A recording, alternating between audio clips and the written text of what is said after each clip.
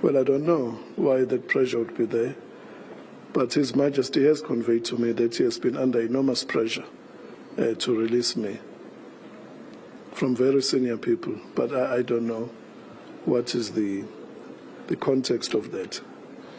Your position as the traditional Prime Minister is in a way a traditional position, but we can't run away from the fact that it is, quote unquote, a political position, in a sense that any traditional Prime Minister will wield so much power and influence. Basically, you are the second in command after the king. Do you think your removal is political?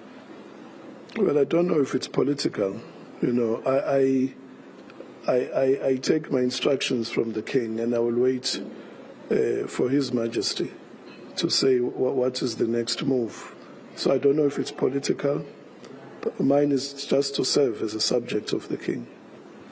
You are sounding an alarm. You are basically ringing a bell to say there's something wrong going on with Ingonyama Trust.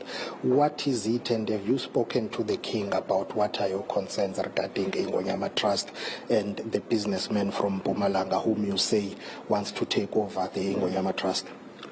Well, the land of the Zulu people will always be a source of contestation for many people who envy that the Zulu kingdom has its own land.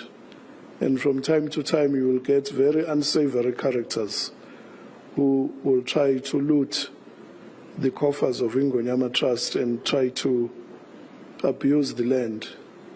So, you know, the presence of these Witbank lawyers looming large over Ingonyama Trust and Mr. Mnisi really is a cause for concern for us.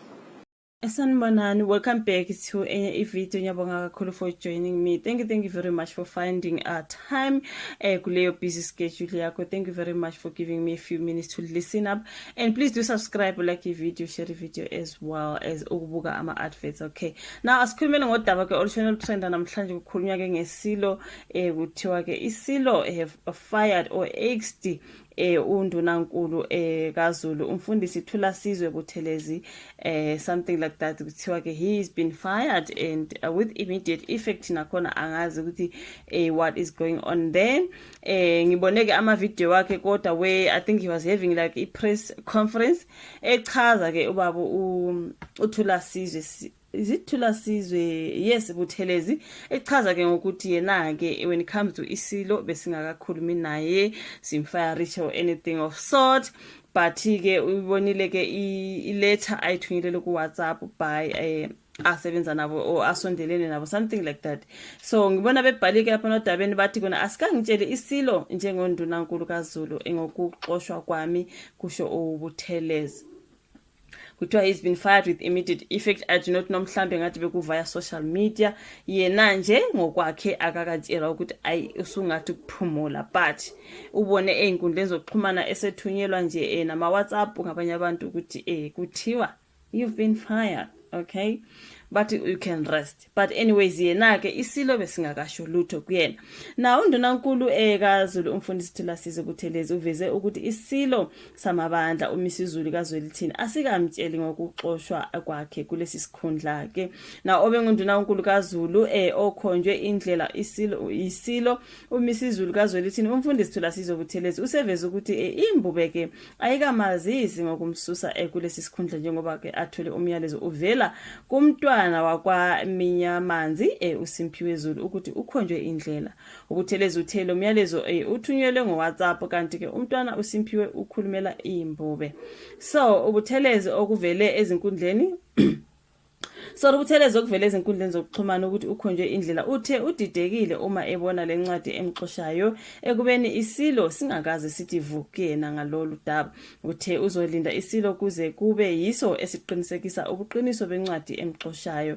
Uthe yena ngizolinda imbube kube yiyo eshoyo ukuthi isingiswisile esikhundleni isikhundla sokundunankulu kaZulu esesilo, ngakho excuse me, ngicela ukubuyela emuva, ngizolinda imbube kube yiyo eshoyo ukuthi isingisusile esikhundleni isikhundla sobundunankulu kaZulu esesilo. Ngakho singafaka siphinde sikhiphe noma ngubane noma yinini, kusho ke uButhelezi ekhuluma esithangemini sabezindaba olundi ngomgqibelo emini. Uthe selokhu amenyezelwa isilo njengozothatha ke esikandunankulu kaZulu emkhosini waseSandlwana ngoJanuary nonyaka akakaze aphambane noma kube khona okungaboni ngasolinye nembube. Isilo sesike sakuveza kumina ukuthi selokhu ngathatha izintambo kwesikandunankulu kaZulu inkulu ingcindezi esibhekene nayo yokuthi ngisuke kulesi sikhundla.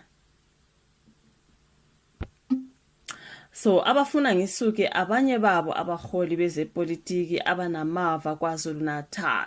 Nawo uButhelezi ubuye washaya ke amakhala ngabameli abaqoke ukuthi babhekele izindaba zengonyama trust. So isilo asikaze sisho lutho kumina mayelana ke nokuqashwa kwalaba bameli baseMpumalanga. Kukhona abantu abahlale beconsela amathe umhlaba wengonyama kusho uButhelezi. Ubonge imbube ngokuyinika ke lomsebenzi wesizwe wathi uzoqhubeka akhonze ngaphansi kwesilo noma kungathiwa ke usexoshiwe. So sisike yena ethi akuka confirm wakuye ukuthi he's been fired, yet utholeke ama WhatsApp wabona inkundleni zokuxhumana, yet he's going to wait for isilo sisho ukuthi no you can rest for now. So yeah mina guys, ilona daba lishone namhlanje lutrenda olwenkosi ke isilo uKing Mrs kaZulu ethini nondunankulu akaZulu umfundisi Thulasizwe Buthelezi othi yena akakatshelwa ke isilo usalinde ukuthi kuconfirm yena ukuthi ngempela lokho kubona enkundleni zokuxhumana kuyiqiniso. So angazi bafethu ke let us just hope let's wait and see ukuthi ezothini izindaba after that after he has spoke to him and confirmed ukuthi he is been fired okwangempela. So thank you so much ukuthi buka video, u like, ku subscribe, u share bese siyabonana kwenye videos elandela. Bye.